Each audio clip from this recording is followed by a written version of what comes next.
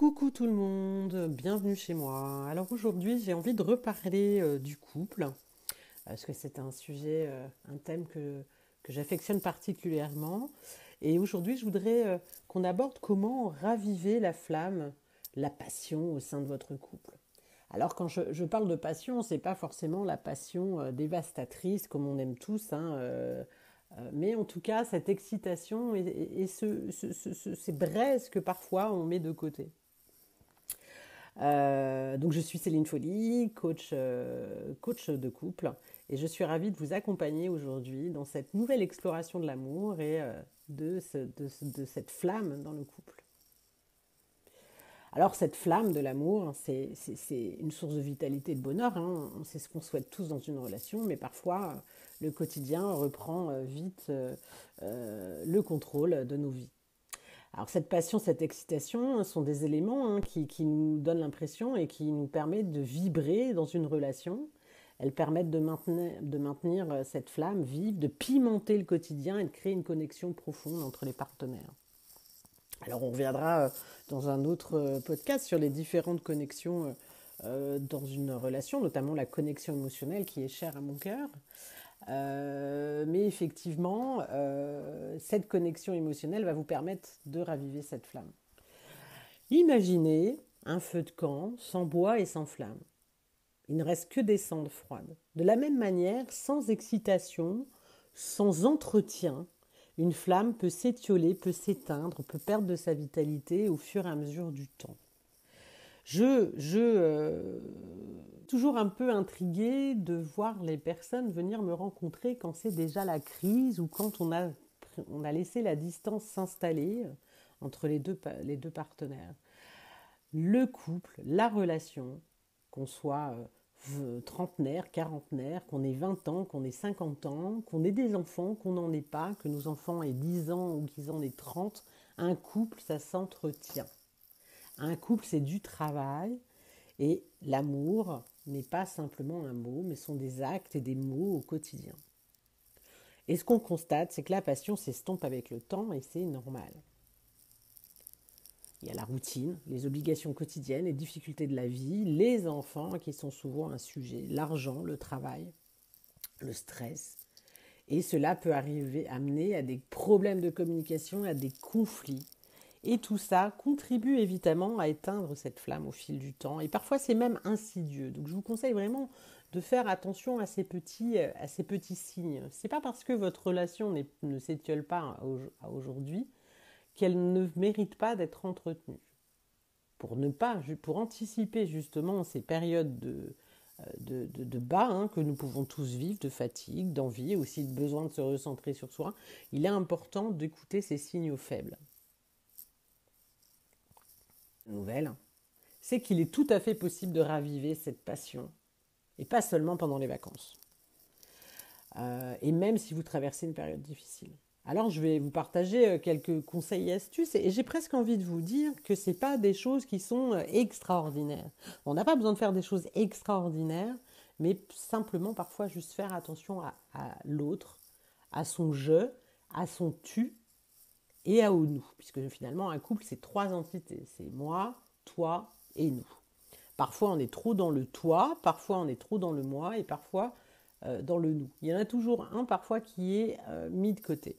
Il y a juste une question de période et de priorité à certains moments, mais c'est important de trouver un équilibre entre ces 3 piliers de la relation. Alors quelques petits conseils simples et sur lequel c'est souvent d'ailleurs les choses les plus simples qu'on met de côté parce qu'on trouve ça inutile alors que c'est ces petites choses du quotidien. Prenez du temps l'un pour l'autre. C'est pas un luxe, c'est une nécessité. J'ai envie de dire que c'est l'un des conseils les plus importants. On passe à côté de l'un de l'autre sans passer du temps ensemble. Il est essentiel dans ce tourbillon parce que surtout je pense à ces couples qui ont une vie sociale très importante ou qui ont un travail très prenant ou qui ont des enfants. C'est important de prendre du temps de qualité pour sa partenaire, pour son conjoint. Ça ne veut pas dire dépenser des sommes folles ou partir en vacances tout le temps, même si c'est important. Il s'agit de simples moments partagés à la maison, loin de ces distractions, de ce qui va vous défocuser par l'extérieur. Ça peut être une soirée romantique à la maison, d'imaginer. Alors bon, moi je suis un peu fleur bleue, hein, à vous de l'adapter par rapport à votre caractère, mais finalement toutes les femmes aiment bien ça, je pense. En tout cas, une soirée romantique, un repas amoureux, quelqu'un soit de préparer le repas ensemble, ou alors que l'un ou l'autre ait préparé le repas pour l'autre, d'allumer des bougies, en tout cas une ambiance tamisée, une ambiance cocooning, et de profiter de ce moment pour se reconnecter l'un à l'autre. Et surtout, de parler autre chose que du quotidien. Retournez à ces discussions où vous refaites le monde. Vous parlez de vos rêves, de vos aspirations, de vos désirs, même des choses que vous n'avez peut-être jamais dites. Et surtout, écoutez attentivement l'autre. Partagez vos sentiments, vos émotions. Laissez-vous aller à la tendresse, à la complicité. Alors, il y a d'autres possibilités pour vivre des moments privilégiés. Ça peut être des soirées romantiques, donc à la maison, mais ça peut être au resto si on a envie de sortir du quotidien. Ça peut être des week-ends, même pas trop loin, de faire des activités ensemble. Ça peut être simplement une balade dans la nature, du cinéma. En tout cas, de s'accorder aussi simplement du temps pour vous détendre et discuter sur un canapé, dans les bras l'un de l'autre. Et surtout que la communication dans ces moments-là ne soit pas à être fixée sur le quotidien, les problématiques, les soucis qu'on peut avoir. Sortez de ces tensions, parce que sinon vous avez ça en charge mentale en permanence, et du coup ça devient très lourd dans la relation. Donc effectivement, autre point à travailler, la clé d'une relation saine, et ça je le dis et le redis et le re-redis, c'est la communication ouverte et honnête. Et communiquer, ce n'est pas simplement dire à l'autre « As-tu passé une bonne journée ? Comment ça va ?» et passer à autre chose. C'est important de parler à votre conjoint de vos désirs, de vos envies, de ce qui vous convient, de ce qui ne vous convient pas, de vos émotions, et d'aller plus loin, j'ai envie de dire, de vos fantasmes, de vos besoins, même en termes de sexualité et d'intimité. Puisque la sexualité est quand même si je ne vais pas l'aborder beaucoup sur ce podcast, c'est quelque chose d'important, la sexualité, dans une relation.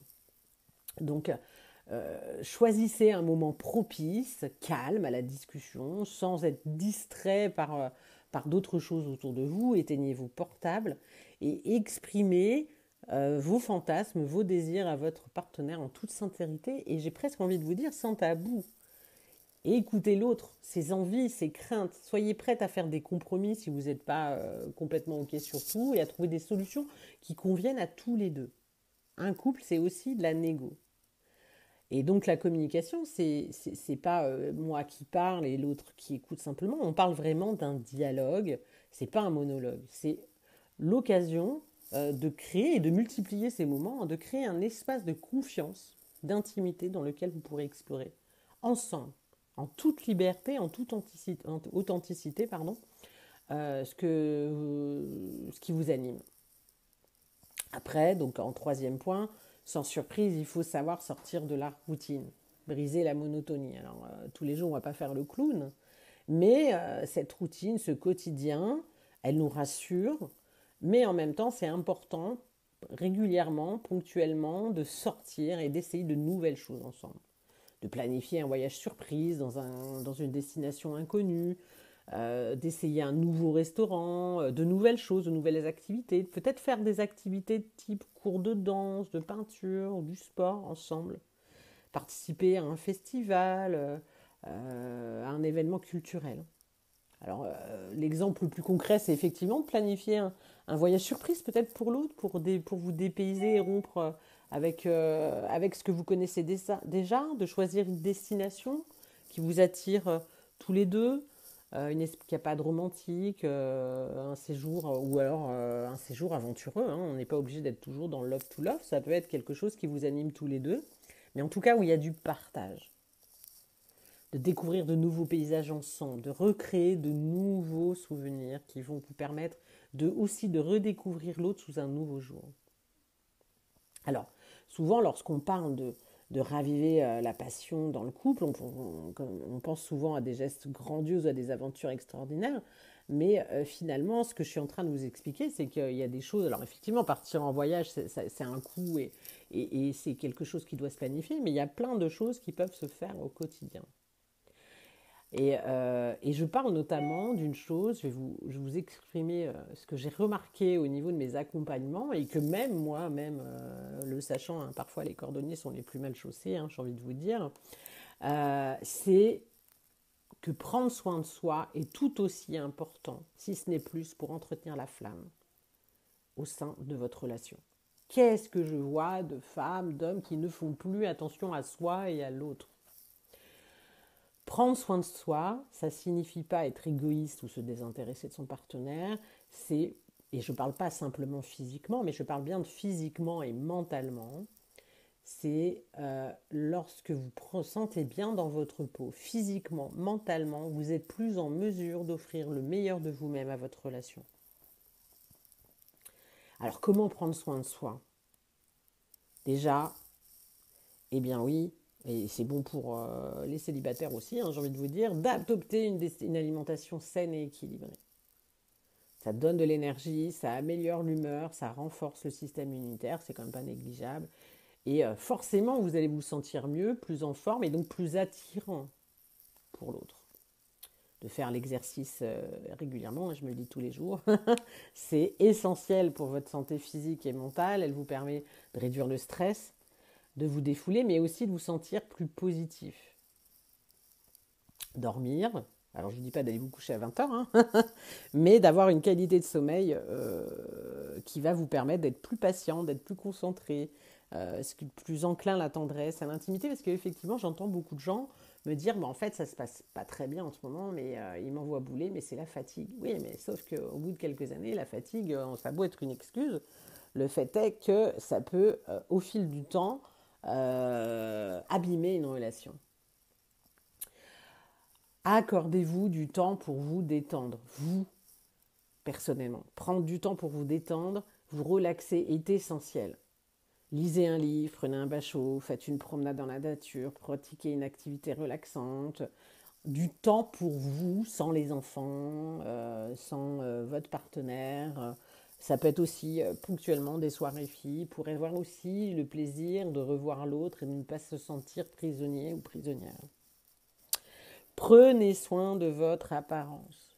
Se sentir bien dans sa peau par le fait de prendre soin de son apparence, ça fait du bien. Mettez-vous en valeur, coiffez-vous, maquillez-vous pour les femmes, mais si vous le souhaitez.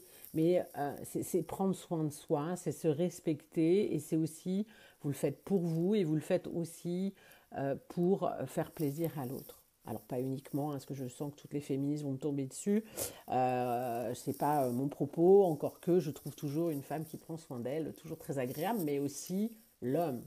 Ce n'est pas que la femme qui doit se prendre soin de soi, d'avoir son mec avachi dans son jogging tous les dimanches, ou à chaque fois qu'il est hors du boulot, alors qu'il est en costume cravate habituellement, ça peut être frustrant pour la femme aussi. Donc on est bien sûr un effort qui est adapté à votre mode de vie. Hein. Si vous n'êtes pas maquillage, si vous n'êtes pas tailleur, il n'y a pas de sujet. On peut être très sexy dans un jean. Hein. Mais c'est que ça soit mutuel, l'effort mutuel. Pas simplement à l'anniversaire de mariage ou quand on a envie.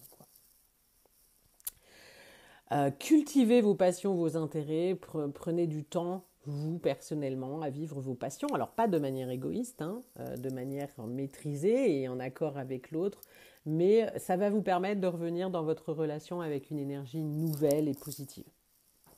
Et puis, je ne pourrais que vous encourager à vous entourer de personnes positives qui vont avoir une bonne influence sur votre humeur et votre état d'esprit. Entourez-vous de personnes encourageantes et qui vous soutiennent et pas simplement là pour dénigrer votre conjoint qui est relou, qui vous laisse pas faire ce qu'il veut ou qui est égoïste. Voilà, on connaît les copines et on connaît les potes, comment ça peut se passer. Voilà, d'éviter ce genre de discours qui ne mènent à rien et qui sont pas très constructifs. Et puis, si vous avez du mal à prendre soin de vous, si vous traversez une période difficile, vous pouvez demander l'aide à un thérapeute ou un coach. alors c'est mieux quand c'est moi quand même, pour vous permettre d'améliorer votre bien-être personnel, ou ça peut être d'améliorer votre bien-être de couple. Et donc vous aurez à la fin une proposition, notamment une de mes offres sur l'appel clarté pour votre couple. Le jeu de la séduction. Je voudrais quand même faire un focus sur ce jeu de séduction, et ça c'est un peu complémentaire à ce que j'ai dit précédemment. On néglige souvent le jeu de séduction. Voilà, ça fait 5 ans, ça fait 10 ans, ça fait 15 ans, ça fait 20 ans, on est ensemble, on se connaît, on n'a pas besoin. Mais on n'est pas. Enfin, c'est important d'être amis dans une relation, mais on n'est pas qu'amis. Enfin, l'objectif, c'est quand même.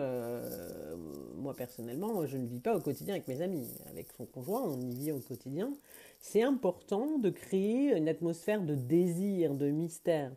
N'hésitez pas à envoyer des messages coquins à votre partenaire, ou tout simplement, si vous êtes pudique, de lui faire des compliments.